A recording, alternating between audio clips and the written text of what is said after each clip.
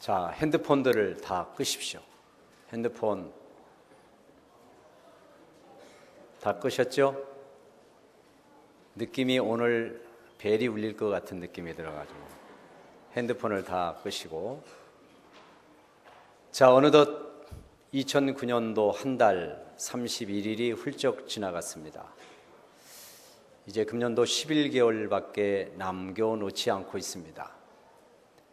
한 달 31일 동안 뭘 했나, 한 달이 그냥 넘어갔는데 뭘 했나 이렇게 생각해 보면 글쎄 별로 이룬 일도 없고 새로운 결심의 한 달로 보냈는데, 2월 들어와서 여러분 올 초에 가졌던 마음이 흐트러지지를 않았는지, 하나님을 향한 약속, 스스로를 향한 결단, 변함이 없는지 돌아보시고 처음 하나님 앞에 마음 먹은 대로 끝까지 2월 한 달도 달려나가시는 여러분이 되시기를 주의 이름으로 축원을 드립니다. 오늘은 시험에 대하여 말씀 제목이 그렇게 되어 있는데요, 앞으로 한 몇 주 정도 이 시험의 문제에 대한 말씀을 함께 나누어 보도록 하겠습니다. 시험이라는 이 단어는 이 사회에서는 학교에 들어가기 위하여서 치르는, 또는 직장에 입사하기 위하여서 치르는 과정으로서의 시험, 이렇게 많이 그 시험이라는 말을 쓰는 용도가 규정이 되어 있습니다. 교회에서는 그런 쪽보다는 시험이라는 게 하나님이 나의 삶을 신앙의 부분에 테스트를 하셔서 더 나은 사람으로 만들어가는 훈련 개념으로 시험이라는 단어를 교회에서는 쓰고 있고, 또 하나 시험이라는 단어 교회에서 쓰고 있는 것은 낙심, 신앙적인 낙심, 신앙적인 실패, 또는 마음의 상처, 이런 부분을 표현할 때 시험 들었다라는 표현을 이제 주로 하죠. 이왕이면 교회에서 시험이라는 단어를 쓰면 하나님이 나를 훈련하신다, 하나님이 나를 테스트하신다, 나를 더 나은 성도가 되게 하기 위하여, 이렇게 많이 쓰면 좋으련만 가만히 이렇게 보면 그런 쪽의 시험의 개념을 많이 쓰기보다는 상처받았다, 이런 쪽으로 시험 얘기를 많이 쓰는 것 같아요. 그것은 바로 이 시험이라는 부분이 우리 성도들에게, 우리 신앙인들에게 상당히 미묘하다라고 하는 것의 반증이 되겠습니다.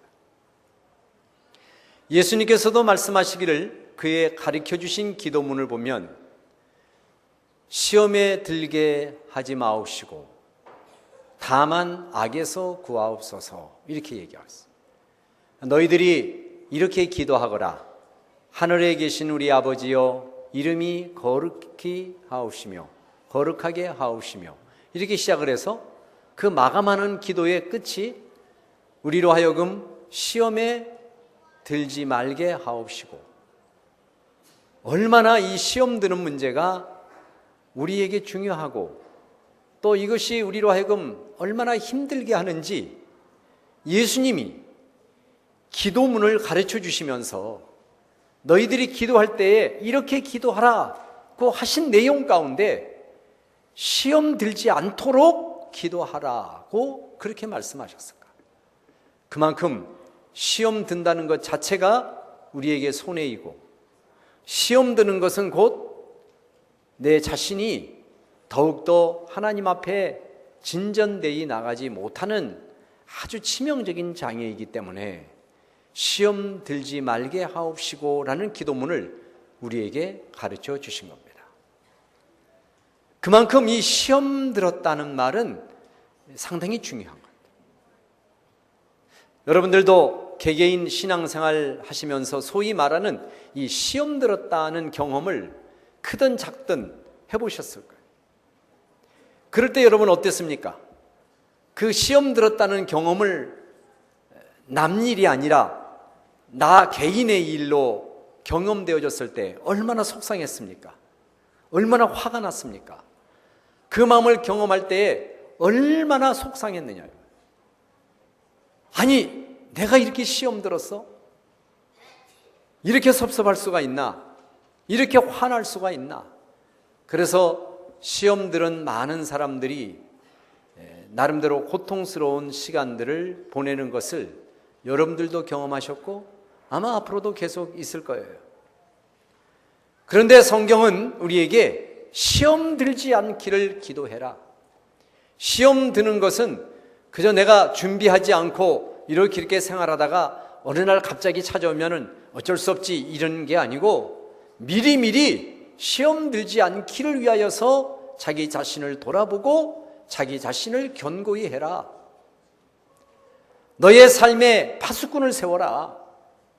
시편 127편에 있는 말씀처럼 우리의 집의 행복을 지켜주는 것은 아침 일찍 일어나 밤늦게까지 일하는 것이 나의 가정의 행복을 지켜주는 게 아니고, 내 나라가 지켜지는 것은 보초를 많이 세워서 나라가 지켜지는 게 아니라 오직 하나님께서 가정의 행복을 지켜주시고 하나님께서 나라를 지켜주실 때만 이게 행복이 가능하고 나라의 안전이 가능하지 않겠냐, 이렇게 말씀했어요.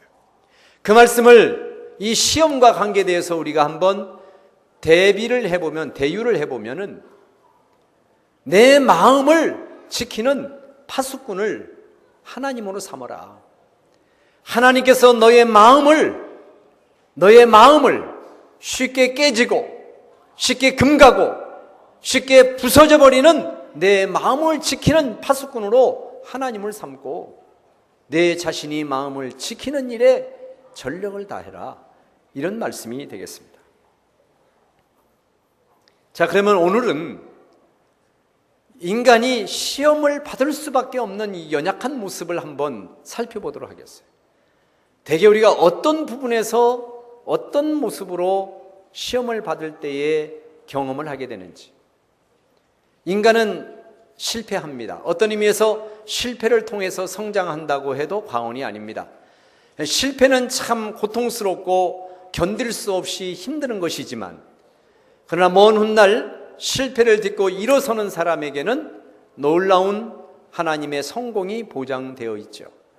지난주에도 잠깐 살펴봤습니다마는 미국의 대통령 오바마도 단기간 내에 정치에 입문한 지 근 10년 남짓 요 정도의 짧은 정치 경력 속에서도 한 나라의 대통령, 세계 대통령이 될 수 있었는데, 그는 오바마가 그러면 계속해서 승승장구 성공만 했던 사람이냐? 그건 아니었단 말이에요.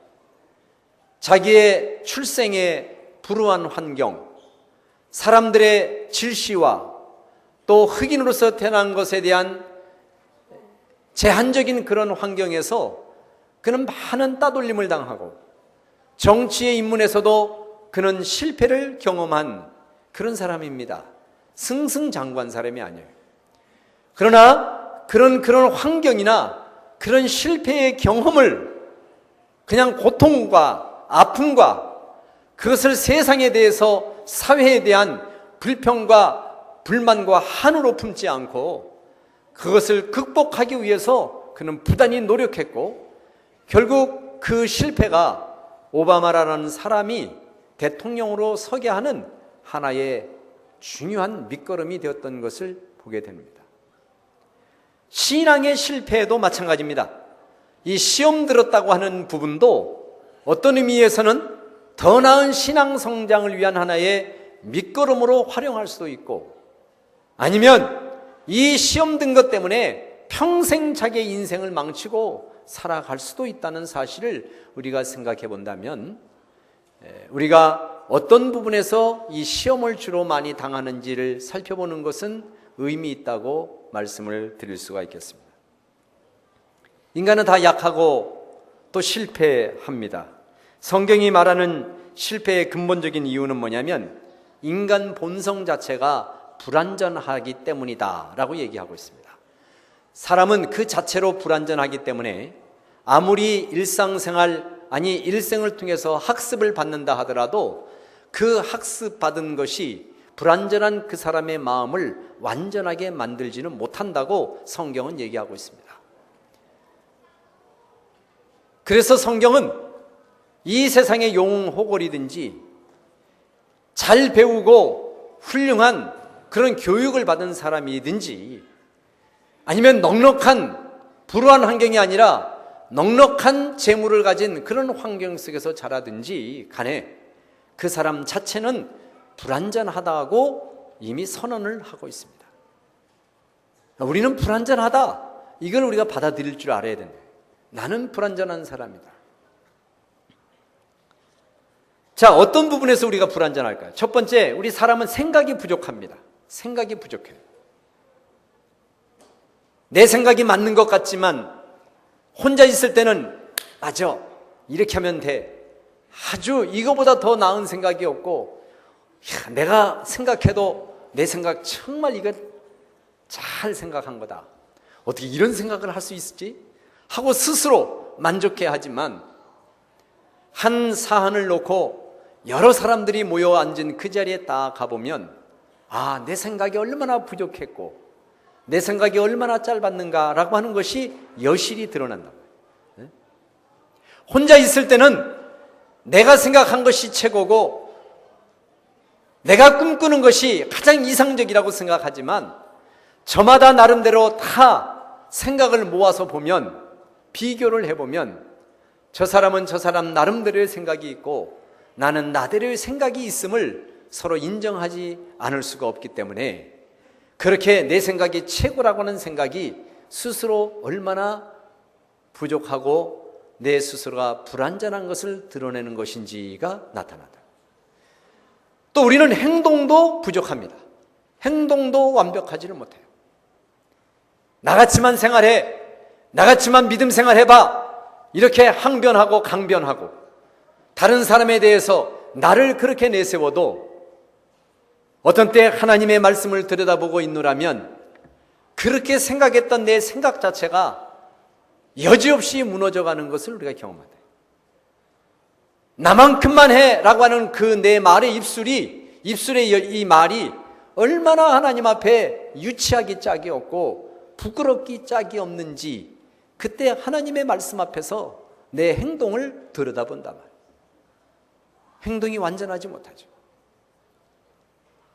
그렇기 때문에 우리가 어떤 말을 하거나 어떤 생각을 하거나 그 생각을 표현하는 행동을 할 때에 항상 생각할 것은 내 행동이 다는 아니다. 내 생각이 다는 아니다. 내 행동이 절대 옳은 건 아니다. 이렇게 생각할 수 있도록 이걸 아주 익혀야 돼, 익혀야 돼. 그런 생각이 나를 온통 감싸야 돼. 그래서 생각하기 전에 한 번 더 생각하고 말하기 전에 또 생각하고 행동하기 전에 또 살펴보고 그렇게 하고 우리 자신을 표현해야 하리만큼 우리는 불완전한 사람이다. 그 다음에 세 번째로는 우리 존재 자체가 부족하다. 우리는 영원히 살 수 있는 존재가 아니에요. 내가 꿈꾸는 것을 다 이룰 수 있는 존재도 아니에요. 능력이라고 하는 부분에 있어서는 한없이 연약하고 부족한 것이 많은 사람이에요. 우리가 천년만년 살 것도 아니에요. 얼마 가지 않으면 우리의 인생도 끝나요. 얼마 가지 않으면 내 건강도 다 헤어져요. 내 몸뚱아리도 낡아버려요. 절대 완전하지 않습니다. 우리는 불완전해요. 성경은 시험 당하지 않기를 위해서 기도하라고 했을 때 왜 기도하라고 했느냐면 이만큼 우리 자신이 부족하고 모자람이 많기 때문에 이런 모자라고 부족한 것에 시험이 들어오면 견딜 수가 없기 때문에 늘 너 스스로를 위하여 기도하고 너의 마음에 파수꾼을 세우라고 우리에게 말씀을 하고 있는 것입니다. 우리는 이런 부족함이 있음에도 불구하고 또 다른 하나의 욕구라고 하는 것을 가지고 세상을 삽니다. 불완전함은 불완전함대로 인정하고 살지만 그러나 세상살이 하다 보면 소위 말하는 내 욕구가 있어요. 인간이 가지고 있는 기본적인 욕구도 있지만 개개인이 나타나는 욕구는 다양하게 나타납니다. 대개 사람들에게 나타나는 욕구는 크게 나누면 두 가지가 있습니다. 하나는 내 감정을 통해서 나타나는 욕구가 있고, 또 하나는 나의 의지적인 행동을 통해서 나타나는 욕구가 있습니다. 감정적인 욕구의 첫 번째는 뭐냐면, 우리는 끊임없이 편안한 삶을 살고자 하는 욕구가 있다는 겁니다. 불편한 건 싫어하는 거예요. 편한 게 좋은 거예요. 특별한 사람을 제외하고는, 그래서 대부분이 보면 불편하지 않고 편안하고 평안한 삶을 살고자 하는 마음을 다들 가지고 있습니다. 또 하나 살펴보면 쾌락과 흥미라고 하는 욕구가 있습니다. 어떤 부분에 흥미가 있어서 그 흥미에 내 마음을 빼앗기다 보면 그 흥미가 나중에는 쾌락의 자리까지 가는 거예요. 우리의 취미 생활이 나의 단조로운 생활에 새로운 활력소가 되고, 취미 생활이 지친 나의 삶 속에 하나의 촉진제가 되어서 그거를 적당하게 활용하면 그것이 나에게 힘이 되지만, 이 취미 생활이 너무나도 외골수로 집착하는 것으로 나타나서 흥미가 도에 지나쳐서 빠져 들어가게 되면 그 사람은 그 취미를 쾌락으로 사용하게 되는 거예요. 그래서 소위 말하는 중독이 되는 거죠. 중독. 우리에게 있는 이 욕구라는 것이 그런 거라 이 말이에요. 하나의 내 흥미로운 일에 어떤 관심과 욕구를 가지게 되면 그것을 잘 통제하지 않으면 쾌락에 즐기는 일로 빠져들어가서 중독이 되어서 자기의 인생을 망치는 경우를 많이 보게 돼요. 인간에게 있는 두 번째 감정적인 욕구는 바로 이런 흥미와 쾌락의 욕구가 인간에게는 있다. 세 번째로 생각할 것은 자극과 그 자극에 대해서 도취하는 그런 감정의 욕구가 세 번째로 우리 인간에게 있습니다.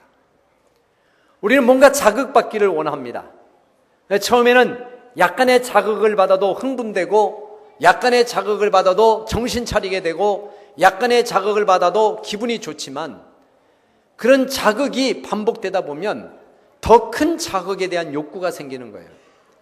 처음 받은 욕구가 더 이상 나를 즐겁게 해주지 못해서 처음의 자극보다도 강한 자극을 스스로에게 가함으로 새로운 즐거움과 새로운 어떤 성취감을 맛보고자 하는 그런 마음이 우리에게는 있어요.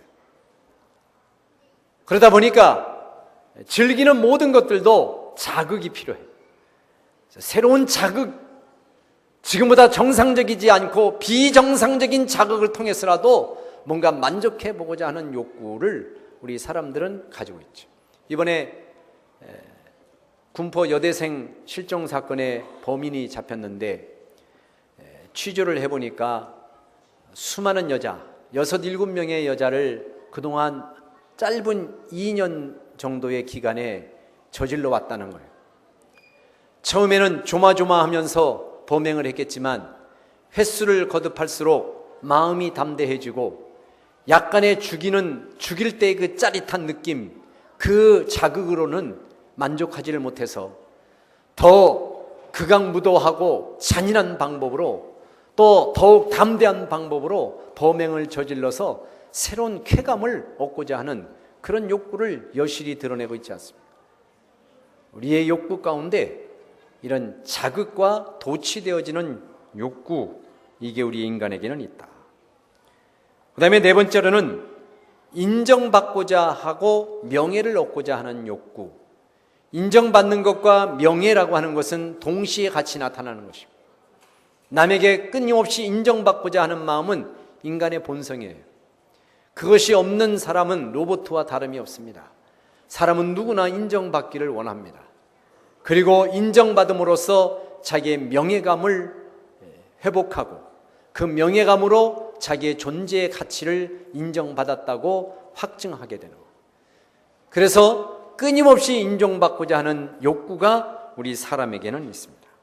자, 이런 것들이 전부 다 감정을 통해서 나타나는 욕구의 형태다, 그렇게 보게 되고요.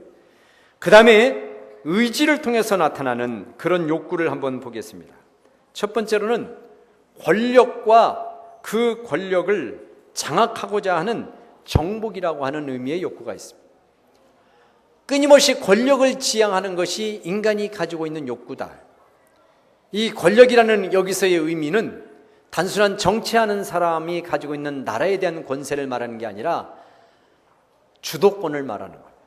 내가 남을 주도해 나가고 내가 남에게 영향을 주는 영향력 있는 권력, 그걸 말하는 거예요.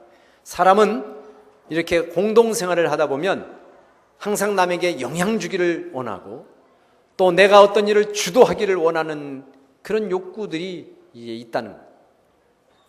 그리고 이 욕구는 항상 압도하고 상대방의 길을 꺾어버리려고 하는 심리가 끊임없이 작용하는 거예요. 그래서 주도하려고 하는 사람은 결국 장악하고야 직성이 풀리는 그런 마음이 있는 거예요. 이것이 바로 사람에게 있다는 거예요. 누구든지 다. 내가 어떤 단체에 있든 어떤 공동체에 있든 어떤 모임에 있든 이 주도하려고 하는 이 욕구는 누구에게나 있고, 이 주도하려고 하는 욕구의 끝이 어디냐면 내가 완전히 정복했다, 내가 완전히 압도했다 라고 느낄 때까지 이 욕구는 계속되어지는 거다.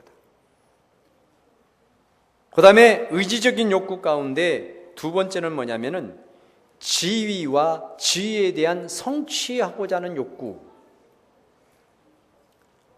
내가 어떤 사회생활을 하면 늘 지금 있는 현재의 자리로만 사람은 만족하지를 못하고 현재의 자리에서 한 단계라도 아니면 반 단계라도 좀 높아지고자 하는 욕구가 사람에게는 있다.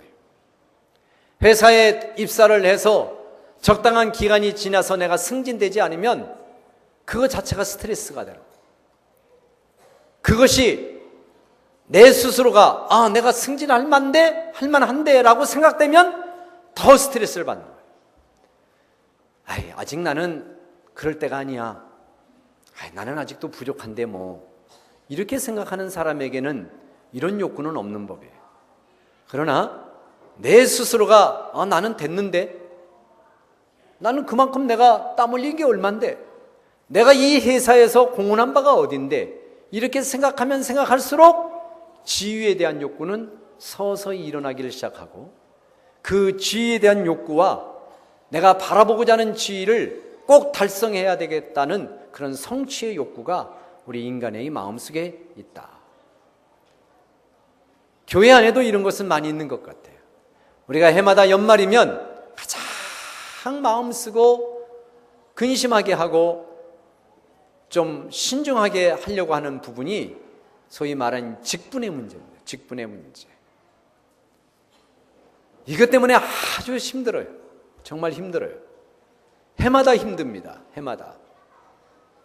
바로 이 지위 상승의 욕구 또는 현재의 나를 평가받으려고 하는 이 욕구, 이것 자체가 잘못된 것이 아님에도 불구하고 이게 도리어 항상 우리들에게 힘드는 것으로 작용하니까 우리 인간이 가지고 있는 이 지위와 이 성취의 욕구, 이 부분에 대해서 우리가 한번 잘 생각을 해봐야 될 것 같아요. 자, 여러 가지 이런 욕구들이 있었는데요. 문제는 이런 욕구가 문제가 아니에요. 이런 욕구는 하나님이 우리에게 주신 선물이에요. 높아지고자 하는 마음 하나님이 주신 거예요. 인정받고자 하는 거 하나님이 주시는 거예요. 편안하기를 원하고 즐기기를 원하고 또 명예를 갖기를 원하고 어떤 자극적인 감정 그거를 갖기를 원하고 이런 것 자체가 나쁜 게 아니에요. 중요한 것은 이런 욕구나 목표가 문제가 아니라 그것을 다스려 나가고 통제해야 할 나 자신이 문제인 거예요. 사람이 문제예요. 내 마음이 문제예요. 이런 다양한 하나님이 주시는 선한 욕구를 어떻게 하나님을 위하여서 이것들이 사용되어지고 이런 욕구가 나에게 황당한 경험으로 다가올 때, 이해할 수 없는 일로 다가올 때에, 스트레스 받는 일로 다가올 때에 과연 내가 이런 감정을 어떻게 하나님 앞에 이것을 소화해 나갈 것인가 라고 하는 내 마음을 지키는 것이 무엇보다도 중요한 것입니다. 그렇기 때문에 사랑하는 성도 여러분,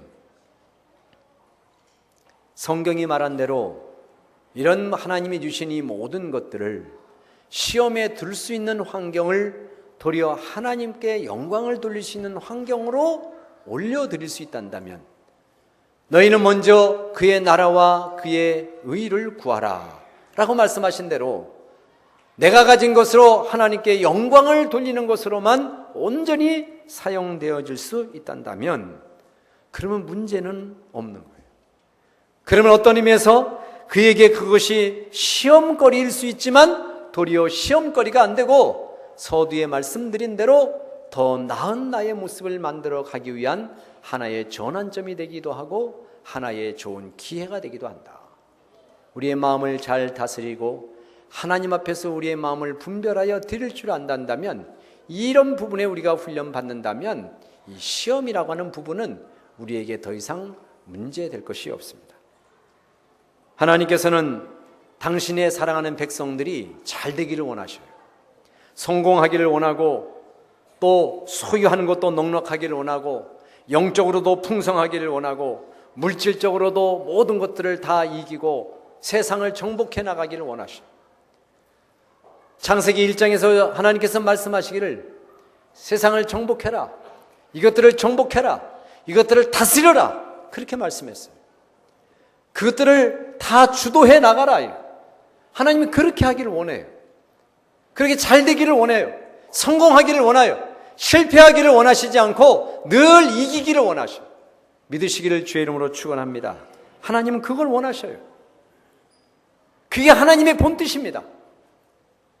사랑하는 우리 믿음의 성도 여러분, 너무 우리들 스스로에 집착하지 않았으면 좋겠어요. 내가 하는 일에 집착하지 않았으면 좋겠어요. 불교의 용어에서 집착이라고 하는 것은 또 하나의 욕심이라고 얘기를 하고 있습니다. 그건 우리 성경도 마찬가지예요. 집착은 또 다른 형태의 욕심입니다. 그것이 목표라고 하는 이름으로, 때로는 이상이라는 이름으로, 꿈이라고 하는 이름으로 포장되어져 있는 것에 불과한 거지, 알고 보면 이 집착하는 것은 또 다른 형태의 욕심인 거예요.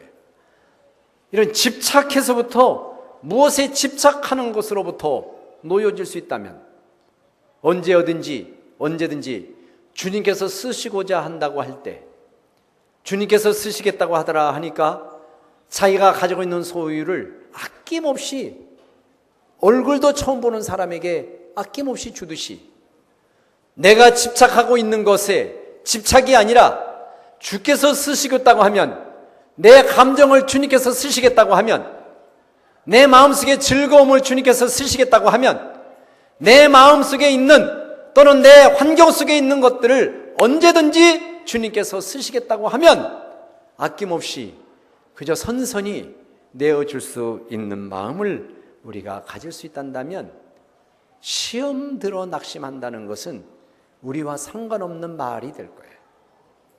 오늘 주님께서도 본문에 말씀하시기를 시험에 들지 않도록 기도해라. 예수님께서 제자들과 겟세마네 동산에 올라가서 기도하기를 원했는데, 이 제자들이 자기의 마음을 헤아리지를 못하고 그저 피곤해서 잠을 자고 있을 때에 주님께서 오셔서 그의 연약함은 알지만 시험에 들지 않도록 깨어 기도해라.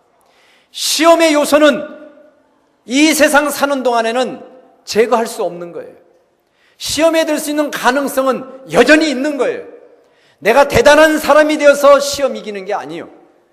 시험거리가 없는 환경이기 때문에 시험이 안 되는 게 아니에요.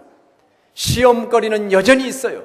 넘어질 만한 요소도 내 안에 있어요. 그러나 그것들이 있음에도 불구하고 시험에 들지 않기를 위하여 내가 스스로 준비하고 내 자신을 바로 세울 때에 시험은 나에게 해당한 것이 아니다 라고 주님은 말씀을 하고 있습니다. 사랑하는 우리 믿음의 성도 여러분, 아무쪼록 시험 들지 아니시기를 주의 이름으로 축원합니다. 시험이 들어있단다면 그거 곰씹고 하지 마시고, 또 생각해서 그 미궁 속으로 빠져들지 마시고, 빨리 도리질을 하시고 그 시험거리를 외면하시고 하나님 앞에 서시는 여러분들 되시기를 주의 이름으로 축원을 드립니다. 기도하겠습니다. 하나님 아버지, 시험 들지 않을 수 없지만 내가 바라기는 너희들 시험 들지 않았으면 좋겠다. 주님은 말씀하십니다. 시험 들어 낙심하고 넘어질 수 있을 만큼 우리 존재 자체가 한없이 연약하지만 주님이 원하시는 것은 그러함에도 불구하고 나를 신뢰하고 사랑함으로 너희들이 시험 들지 않기를 바란다. 그 말씀을 했습니다. 오늘 저희들은 시험 들 수 있는 요소를 가지고 있는 우리들의 모습을 돌아보았습니다. 여러 가지 부분에서 잠시라도 우리가 긴장을 늦추면 얼마든지 얻을 수 있는 이 시험거리, 그런 것들 대해서 우리 스스로의 마음속에 하나님으로 파수꾼을 삼고 하나님의 말씀으로 파수꾼을 삼고 기도함으로 파수꾼을 삼고 그런 어려운 열악한 환경에서도 늘 승리하는 삶을 살아가도록 주님 도와주시옵소서. 우리 모두가 시험을 듣고 일어서고 시험을 향하여 우리가 비웃으며 그것은 나에게 해당한 일이 아니라고 담대히 외칠 수 있는 저희들의 믿음 생활이 되도록 함께하여 주시옵소서. 예수님의 이름으로 기도하옵나이다. 아멘.